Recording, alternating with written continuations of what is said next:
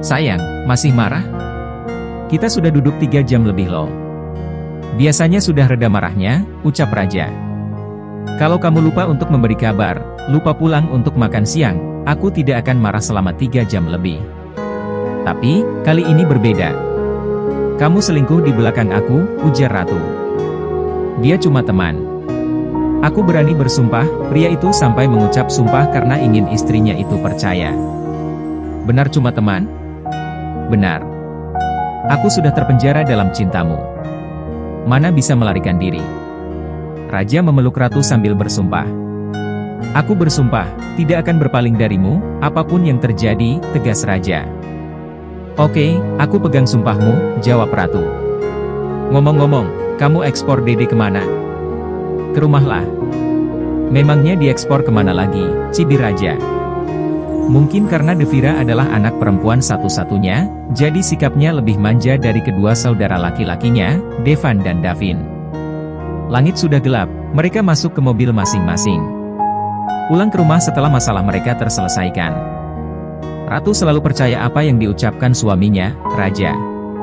Pria itu sangat setia, sama seperti ayahnya, Tristan.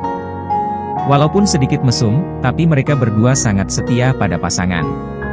Tristan sudah membuktikan kesetiaannya sampai hari ini. Tidak ada alasan bagi Ratu untuk meragukan kesetiaan Raja terhadap dirinya.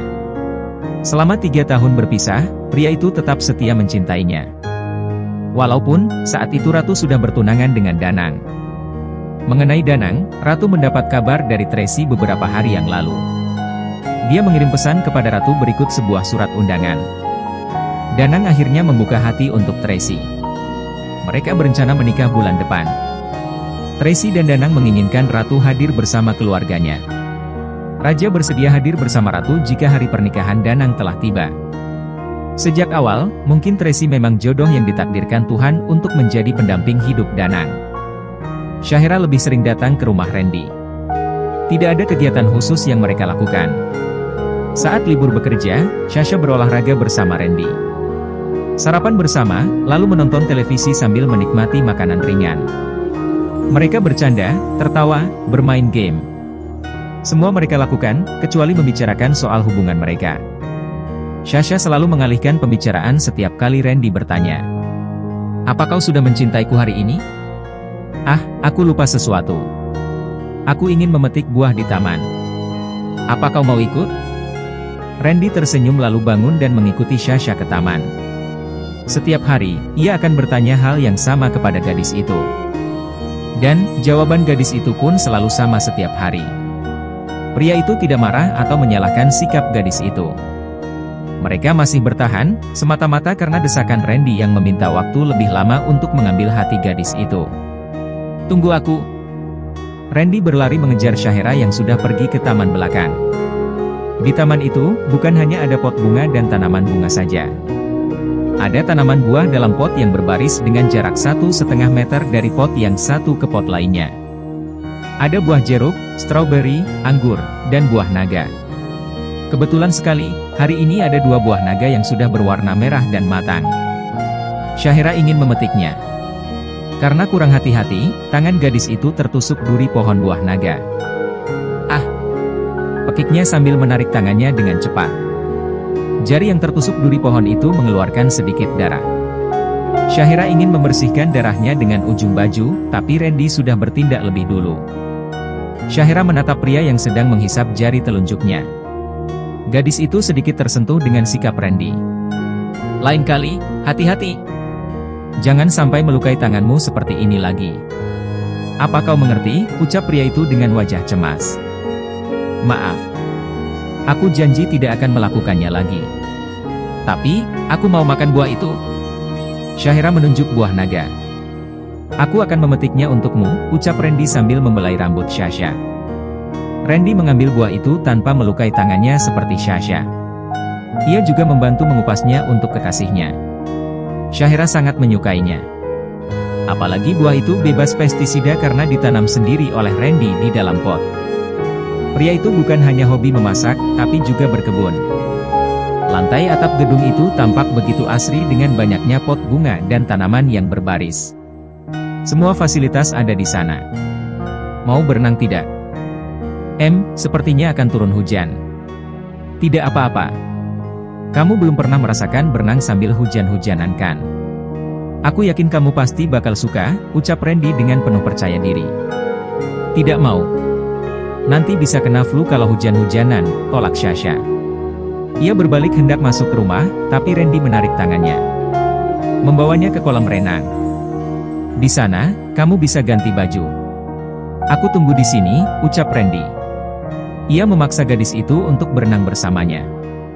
Sambil menunggu Sasha mengganti baju, ia membuka kemeja dan celana panjangnya. Tersisa celana boxer yang membalut tubuh bagian bawahnya.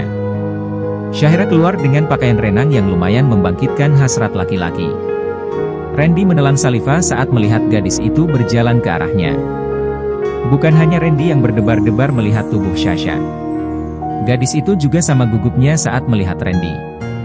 Bahu datar, otot dada yang menyembul, serta otot perutnya membuat Shahira salah tingkah. Ini pertama kalinya ia melihat tubuh laki-laki tanpa baju. Sudah siap? Belum. Kenapa belum?